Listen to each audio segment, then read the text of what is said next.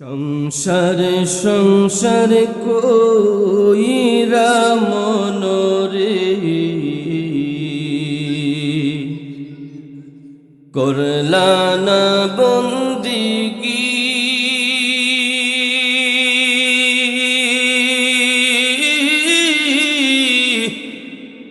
ওরে কিভাবে কাটা আইভি মনরে কবরের জিন্দিগি রে হায়রে জীবন হেলাই হেলাই গেল রে সোনার জীবন গুনাই গুনাই গেল রে আল্লাহুম্মা সবাই সবাই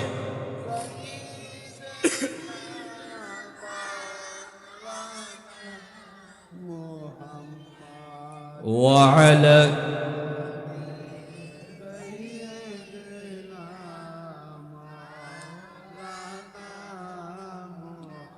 কত জানাজার পড়েছি নামাজ দিয়েছি কত দাফন কোথায় যেন আছে আমারও তৈরি সাদা কাফন জানাজার পড়েছি নামাজ দিয়েছি কত দাফন আল্লাহুম্মা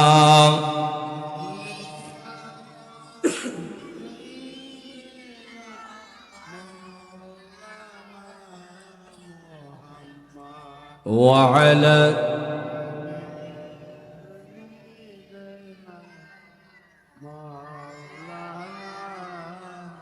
لا إله لا إله لا إله لا إله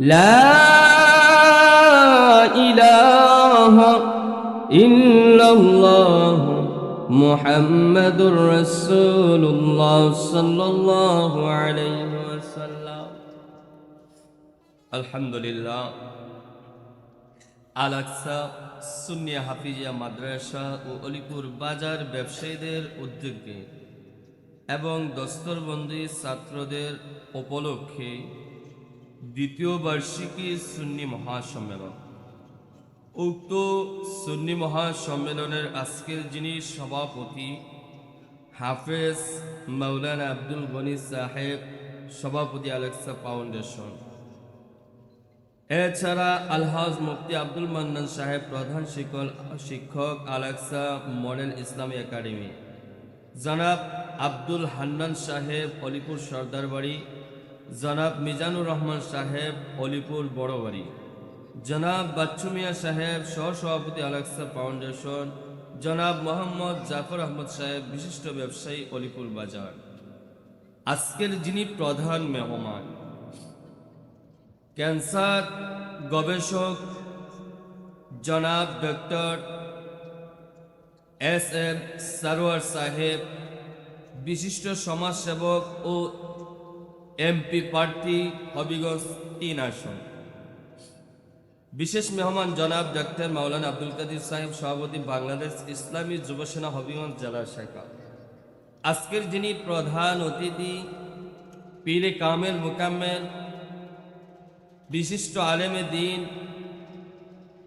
মাশায়েখ সুলতানুল মুনাজিরিন হযরত মাওলানা পীরজাদা সৈয়দ মুফতি মঈনুদ্দিন আল হুসাইনি সাহেব পীর সাহেব পান্দক দরবার শরীফ সকলে বলে মারহাবা আজকের যিনি প্রধান আলোচক আন্তর্জাতিক খ্যাতি সম্পন্ন মুফাসসিরে কুরআন মুনাজির আজম হযরত মাওলানা হাফেজ নেসারউদ্দিন সাহেব ফেনী এছাড়া আমার পূর্বে যিনারা আলোচনা করেছেন দিগার উলামায়ে কেরাম, মুরব্বিয়ানে ইজাম, যুবক ভাইয়েরা, পর্দার অন্তরালে সদ্য মা বোনেরা, ব্যবসায়ী, বাজার ব্যবসায়ী ভাইয়েরা, চাকরিজীবী ভাইয়েরা, যুবক, কচি কচি মাসুম বাচ্চারা, আবারও আমি সালাম দিচ্ছি, আসসালামু আলাইকুম ওয়া রাহমাতুল্লাহি ওয়া বারাকাতুহু। মাহফিলের সৌন্দর্য রক্ষার একমাত্র কারিগর হচ্ছে শ্রোতা। তো যারা দাঁড়ায় আছেন, আমি অনুরোধ করব 10 মিনিট বসবেন। 10 মিনিট বসার পরে যদি আলোচনা ভালো লাগে শুনবেন, না হলে চলে যাবেন। রাজি আছেন তো? যারা দাঁড়ায় আছেন একটু বসে যান, একটু আসেন, 10 মিনিটের জন্য বসবেন জাস্ট। ছাত্ররা কোনো কথা নয়, একদম আমার দিকে তাকিয়ে থাকবা। একজন ছাত্রের অনেক দাম আছে। একজন ছাত্র অলি হতে পারে, একজন ছাত্র বিজ্ঞ আলেম হতে পারে। এই ছাত্রই একদিন মুফতি হবে, এই ছাত্রই একদিন মুহাদ্দিস হবে, এই ছাত্রই কোনো না কোনো মাদ্রাসার প্রধান শিক্ষক হবে। কথা বলেন ঠিক না বেটি? তাই ছাত্ররা আজকে একদম নীরবতা পালন করবা। দুষ্টামি তো সবসময় করোই, যে কথা বলবা তার কাছে আজকে জরিমানা।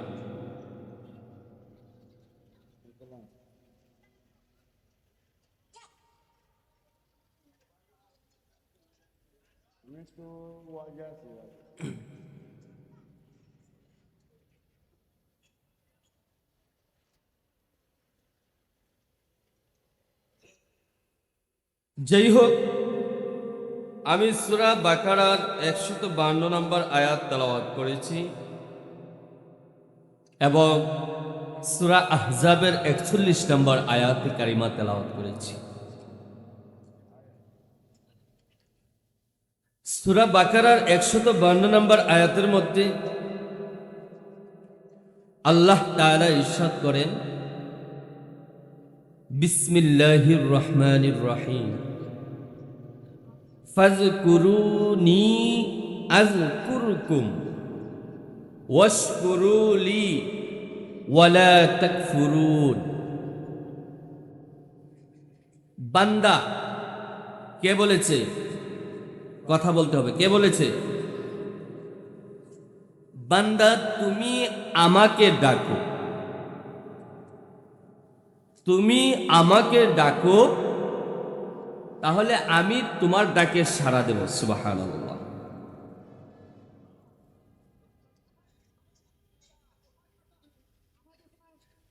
পিছনে যাতে কথা না হয়, প্যান্ডেলের পিছনে কেউ কথা বলবেন না, অনুরোধ করছি। বান্দা, তুমি আমাকে ডাকো, আমি তোমার ডাকে সাড়া দেব। তুমি আমাকে স্মরণ করো, আমি তোমাকে স্মরণ করব। কে বলেছে? আল্লাহ। তুমি আমার কৃতজ্ঞতা প্রকাশ করো, তুমি আমার কৃতজ্ঞতা প্রকাশ করো, তুমি আমার শুকরিয়া আদায় করো, শুকরিয়ার নৈরাশ হয় না। শুকরিয়ার প্রতি ভুলে যেও না শুকরিয়া করতে গিয়ে। অন্য আয়াতে আল্লাহ তাআলা বলেন, বিসমিল্লাহির রহমানির রহিম। আগে কিন্তু কোরআনের আয়াতগুলা বলছি, পরে ব্যাখ্যা দিব। লা ইন শাকারতুম লা আযীদান্নাকুম ওয়া লা ইন কাফারতুম ইন্না আযাবি লাশাদীদ।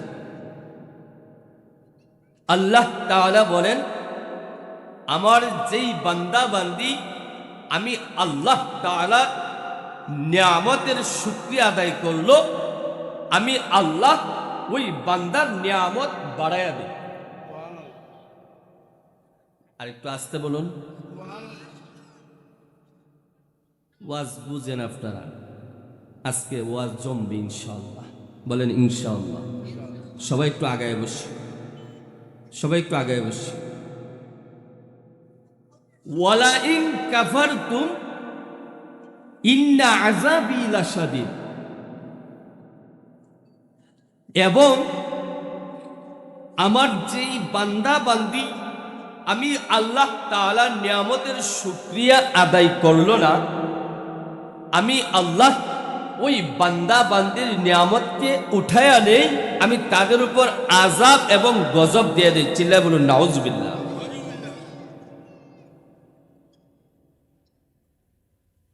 এখন আপনি সিলেক্ট করেন, আপনি নির্ধারণ করেন,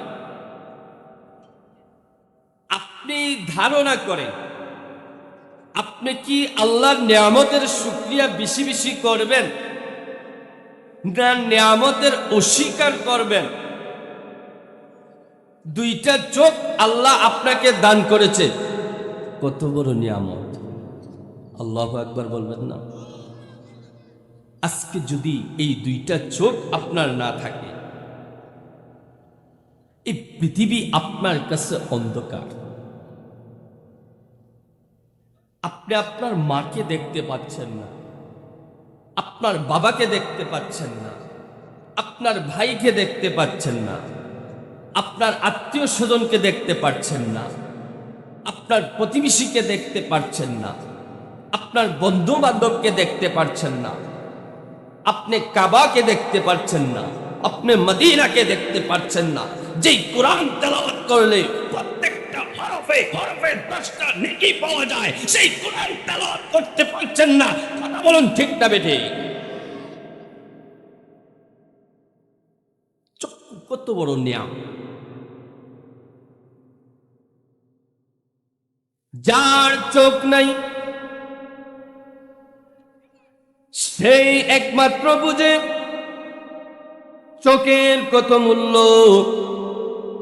যেই ব্যক্তিটা কানা, চোখে দেখে না, যেই ব্যক্তিটা অন্ধ, চোখে দেখে না, একমাত্র সেই ব্যক্তি বুঝে চোখের কি মূল্য। কথা বলেন ঠিক না বেঠি? যুবক, এই চোখ দ্বারা আপনি পৃথিবী দেখতে পান। অলিপুরের যুবক, এই চোখ দ্বারা আপনি মাকে দেখতে পান, এই চোখ দ্বারা আপনি বাবাকে দেখতে পান, এই চোখ দ্বারা আপনি পুরা পৃথিবী দেখতে পান, এই চোখ দ্বারা আপনি কাবা দেখতে পান, কাবা শরীফ দেখতে পান। যেই কাবার মধ্যে চুমু খেলে জীবনের গুনাহ মাফ হইয়া যায়, যেই মদিনা এখনো আপনার নবী, আমার নবী এখনো মদিনায় শুয়ে শুয়ে কাঁদে। আপনার দুইটা চোখ আল্লাহ এত বড় নিয়ামত দান করেছে, আপনি এই দুইটা চোখ দিয়ে মদিনা দেখতে পান। চিৎকার মেরে বলুন সুবহানাল্লাহ। চক্ষু কত বড় নিয়ামত! আজকে যার চোখ নাই, একমাত্র সেই বুঝে চোখের মূল্য। এই জন্য আমাদের যাদের যাদের চোখ রয়েছে, একবার কি মন থেকে শুকরিয়া আদায় করতে পারি না? আলহামদুলিল্লাহ। এই আওয়াজ দিয়ে বলেন আলহামদুলিল্লাহ। এই কি বসো বসো, উঠাউঠি করবা না। আর কাজ থাকলে চুপে চুপে চুপে চুপে যাবা না। মাঝখান থেকে উঠাউঠি করলে ডিস্টার্ব হয়। আল্লাহ পাকের নিয়ামত দুনিয়ার মধ্যে আল্লাহ তাআলা আপনার চক্ষু দিয়েছে, তারপর আল্লাহ তাআলা আপনাকে জিহ্বা দিয়েছে। যেই জিহ্বার মধ্যে আপনি যা খাইবেন তারই স্বাদ পাবেন। নুন খেলে নুনের স্বাদ পাওয়া যায়, চিনি খাইলে চিনির স্বাদ পাওয়া যায়। আপনি গোশত খাইলে গোশতর স্বাদ পাবেন, শুটকি খাইলে শুটকির স্বাদ পাওয়া যায়। কত বড় নিয়ামত, এত বড় নিয়ামত আল্লাহ আমাদেরকে দান করেছে। এই নিয়ামতের শুকরিয়া আদায় করার জন্য একবার চিৎকার মেরে বলা যাবে কি আলহামদুলিল্লাহ? চিল্লায় বলা যাবে কি আলহামদুলিল্লাহ?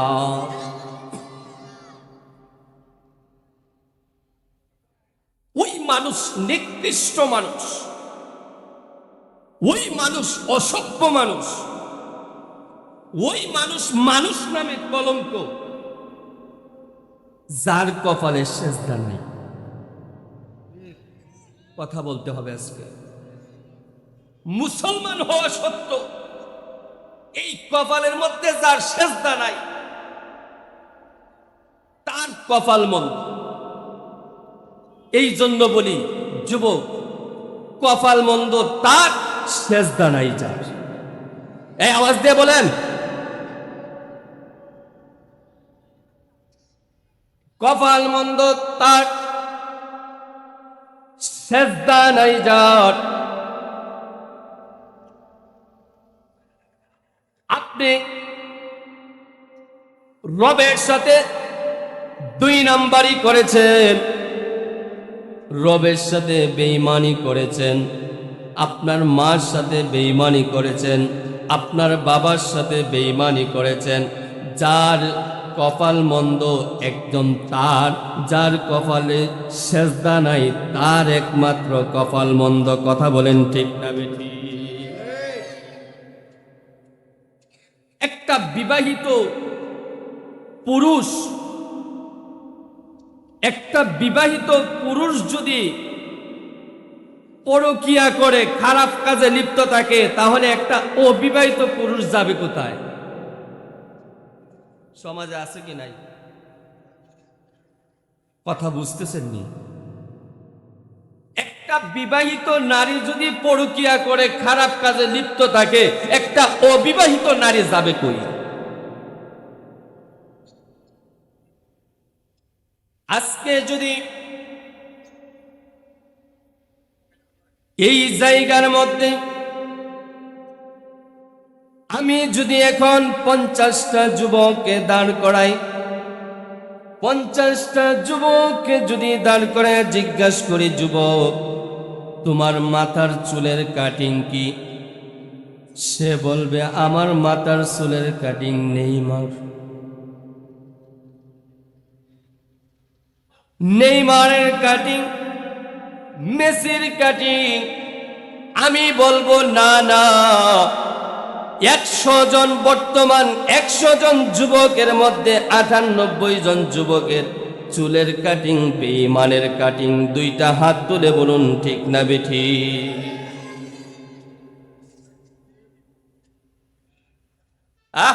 দুটি কাকা ঠিক ঠিক তুলি লাগাই দিচ্ছ, দুটি দাঁড়ে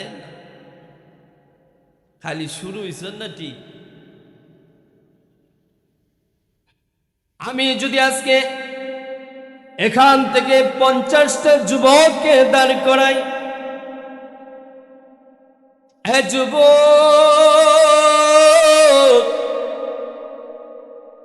আজকে থেকে 1 মাস পর্যন্ত যে আল্লাহ তোমাকে সৃষ্টি করেছে, যে আল্লাহ তোমাকে হায়াত দিয়েছে, যে আল্লাহ তোমাকে রিজিক দিয়েছে, আজকে থেকে 1 মাস পর্যন্ত তুমি ওই আল্লাহকে কয়বার সাজদা করছো, ওই যুবকের কোনো জবাব থাকবে না, থাকবে না। আমি যদি ওই 50 জন যুবককে দাঁড় করা জিজ্ঞাসা করি, হ্যাঁ ওলিপুরের যুবক, তুমি আজকে সকাল থেকে সন্ধ্যা পর্যন্ত কয়বার টিস্যু পেপার ব্যবহার করছো, প্রস্রাব পায়খানার মধ্যে প্রস্রাব করতে গিয়ে কয়বার টিস্যু ব্যবহার করছো, ওই যুবকের কোনো জবাব থাকবে না। সে তো টিস্যু ব্যবহার করব দূরের কথা, সে বৈশা পর্যন্ত প্রস্রাবটা করতে চায় না। এরকম যুবক সমাজের মধ্যে আছে কিনা?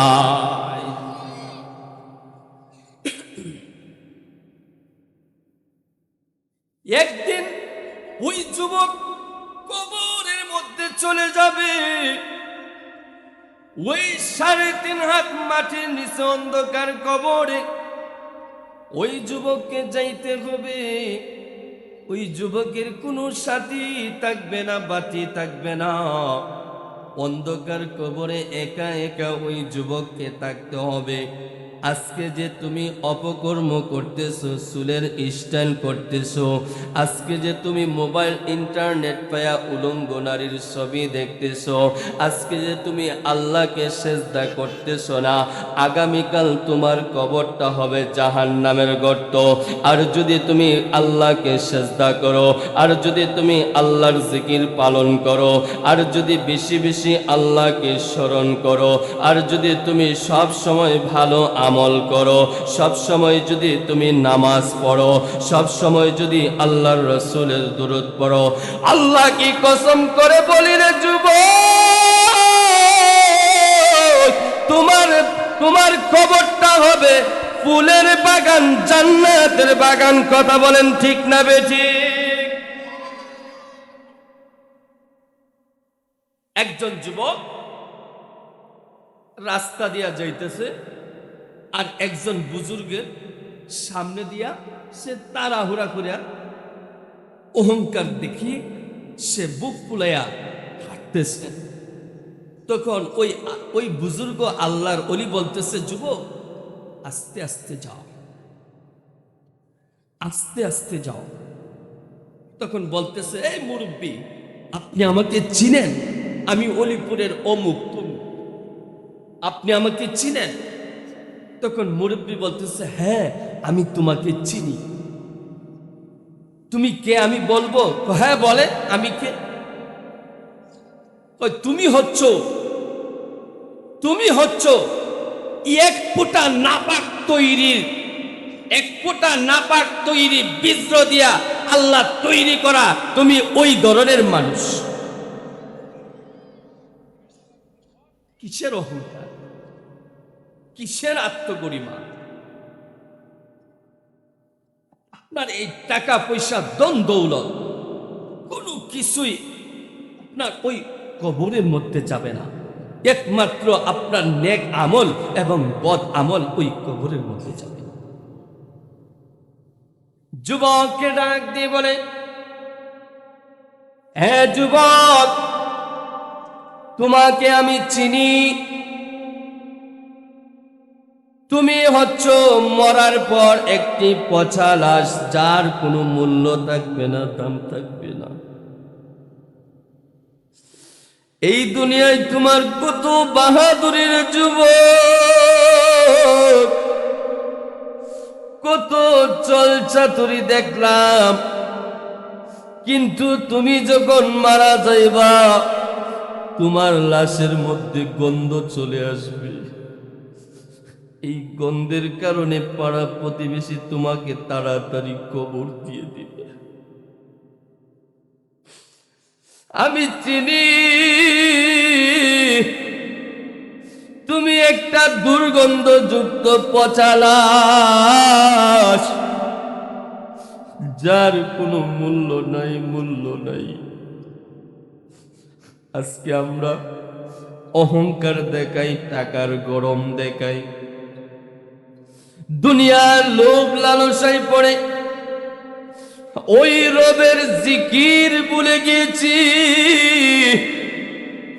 অথচ সূরা আহজাবের মধ্যে আল্লাহ তাআলা বলেছেন, ইয়া আইয়ুহাল্লাযীনা আমানু যকুরুল্লাহা যিকরান কাসীরা। হে ঈমানদারগণ, তোমরা বেশি বেশি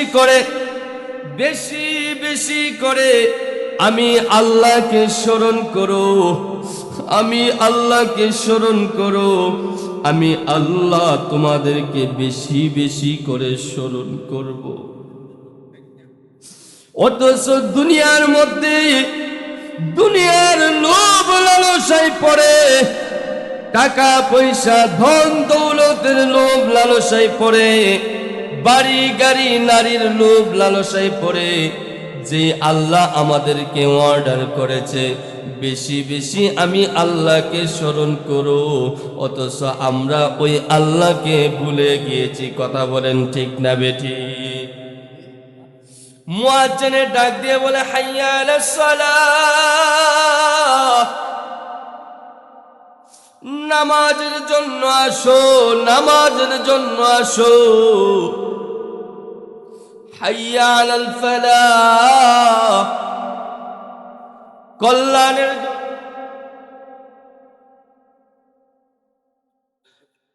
কল্যাণের জন্য আসো, কল্যাণের জন্য আসো, কল্যাণের জন্য আসো।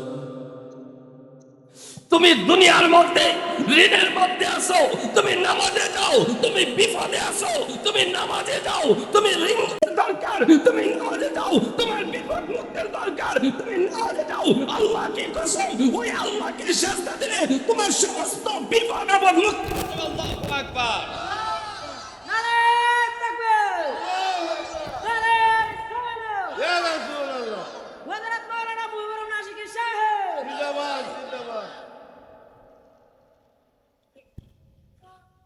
হাইয়া আলাস সালাহ,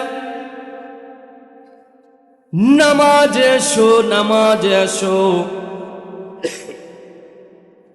হাইয়া আলাল ফালাহ, কল্যাণের জন্য আসো, কল্যাণের জন্য আসো।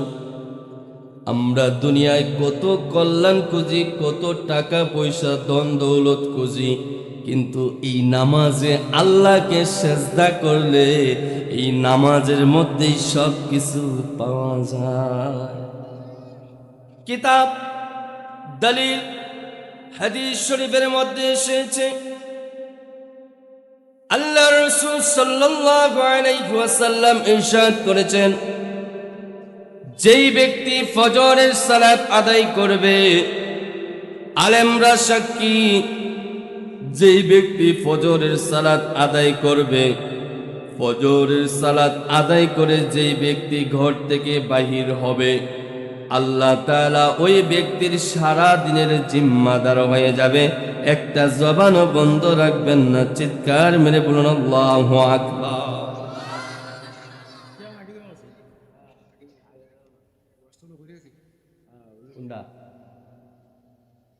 নামাজে আচ্ছা আচ্ছা, আল্লাহুম্মা সাল্লি মাওলানা মুহাম্মাদ ওয়া আলা সাইয়্যিদিনা মাওলানা মাদ। আল্লাহুম্মা সাল্লি, সবাই সবাই, সাইয়্যিদিনা মুহাম্মাদ ওয়া আলা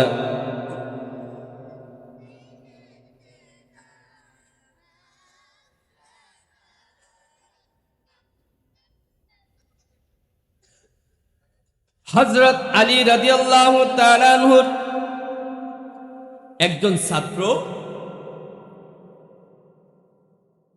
উনাকে স্বপ্নে যুগে দেখাইলেন। আলী রাদিয়াল্লাহু তাআলা আনহু বলতেছে, অমুক জায়গায় আমার একজন ওলি আছে, আল্লাহর প্রিয় মাহবুব বান্দা আছে, সে মারা গেছে, তার জানাজাটা তুমি দিয়ে আসো।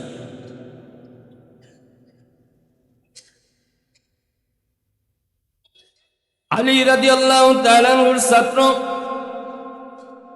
ওই জায়গার মধ্যে গেলেন, পাড়া প্রতিবেশীকে জিজ্ঞাসা করলেন, যেই লোকটা মারা গিয়েছে তার অবাক করা কোনো ইবাদত আসেনি, অবাক করা কোনো আমল আসেনি। প্রতিবেশীরা ডাক দিয়ে বলে, না না, ওই লোকটা সাধারণ লোক ছিল, ভালো লোক ছিল, কিন্তু অবাক করা কোনো আমল দেখি নাই। তারপর তার বন্ধু বান্ধবের কাছে গেলেন, তার বন্ধু বান্ধবকে জিজ্ঞাসা করলেন, যেই লোকটা মারা গেল ওই লোকের অবাক করা কোনো আমল আসেনি। গুরুত্বপূর্ণ কথা কিন্তু, ওই লোকের অবাক করা কোনো আমল আসেনি। তার বন্ধু বান্ধব বলতেছে, না না, সে সাধারণ লোক ছিল, ভালো লোক ছিল, কিন্তু অবাক করা কোনো আমল নাই। তার আত্মীয় স্বজনকে জিজ্ঞাসা করা হলো, আত্মীয় স্বজনে কি উত্তর দিল? গোপন সূত্রে তার স্ত্রীর কাছ থেকে জানতে চাইল, ও অমুকের বিবি, শুনো, তোমার স্বামী মারা যাওয়ার আগে এমন কোন আমল আসেনি যে আমলটা অবাক করা বিষয়? কয়, আছে আছে, আমার স্বামী মারা যাওয়ার আগে একটি আমল বেশি বেশি করে করতেন। কি সে আমল? আমার স্বামী সাধারণ একজন দিন মজুর ছিলেন। সে যখন কাজকর্ম শেষ করে বাড়ির মধ্যে ফিরতেন, ওই সময় সে অজু করে কোরআন শরীফটা হাতে নিত। কোরআন শরীফটা হাতে নিত, কিন্তু সে কোরআন পড়তে জানতো না। ওই কোরআনের পৃষ্ঠাটা উল্টাইতো আর চোখের পানি জড়ায় জড়ায় কাঁদত। ও মালিক, চোখ কত দিলা, দুইটা চোখ তো দিলা, কিন্তু চোখটা কিন্তু অন্ধ। যে কোরআনের প্রত্যেকটা হরফে হরফে, যে কোরআনের প্রত্যেকটা হরফে হরফে 10টা নেকি পাওয়া যায়, যেই কোরআনের প্রত্যেকটা হরফে হরফে 10টা নেকি পাওয়া যায়, কত মানুষ মধুর কণ্ঠে কোরআন তেলাওয়াত করে। ও মালিক, কিন্তু আমার চোখ থাকতে অন্ধ, আমার চোখ থাকতে অন্ধ, আমি কোরআন দেখি কিন্তু কোরআন পড়তে পারতেছি না। এইভাবে আমার স্বামী চোখের পানি জড়াইতেন, চোখের পানি জড়াইতে জড়াইতে এইভাবে একদিন সে মারা যায়। তখন আলী রাদিয়াল্লাহু তাআলা আনহুর ছাত্র বললেন, বুঝতে পারছি, আমার আল্লাহ ওই বান্দার চোখের পানি পছন্দ করেছে। বর্তমানেও অনেকে কোরআন শরীফ পড়তে জানেন না, কিন্তু আল্লাহ কি কসম, এই কোরআনকে একদিন বুকে জড়ায়া ধরেন। আপনি এই বই খাতা, আপনি মোবাইল বাদ দিয়ে, আপনি পেপার পত্রিকা বাদ দিয়ে আজকে থেকে এই কোরআনকে ধরুন, বুকের মধ্যে অন্তরের মধ্যে জড়ায়া রাখেন। আল্লাহ কি কসম, ওই কবরের মধ্যে কোনোদিন ওই কোরআন জান্নাতে যাবে না। তো আপনাকে যতক্ষণ পর্যন্ত জান্নাতে না নেবে, ততক্ষণ পর্যন্ত ওই কোরআন জান্নাতে যাবে না। কথা বলুন ঠিক না বেঠে? গভীর মনোযোগ। ওই আল্লাহর সাহাবীর ছাত্র ডাক দিয়ে বলে, বুঝেছি বুঝেছি, ওই কোরআনের মহাব্বতে, কোরআনের খাতিরে আল্লাহ তাআলা তাকে ওলি বানায়া দিছে। এই জন্য সাধারণ মানুষও ওলি হতে পারে, একজন আহলে সুন্নাত ওয়াল জামাতের মানুষও হতে পারে। ইয়া আইয়ুহাল্লাযীনা আমানু যিকুরুল্লাহা যিকরান কাসীরা, তোমরা বেশি বেশি বেশি বেশি আমি আল্লাহকে স্মরণ করো, আমি আল্লাহকে স্মরণ করো। যত বেশি বেশি আমি আল্লাহকে স্মরণ করবা, তত বেশি বেশি আমি আল্লাহ তোমাদেরকে স্মরণ করব। একটা জবানও বন্ধ রাখবেন না, চিৎকার মেরে বলুন আল্লাহু আকবার।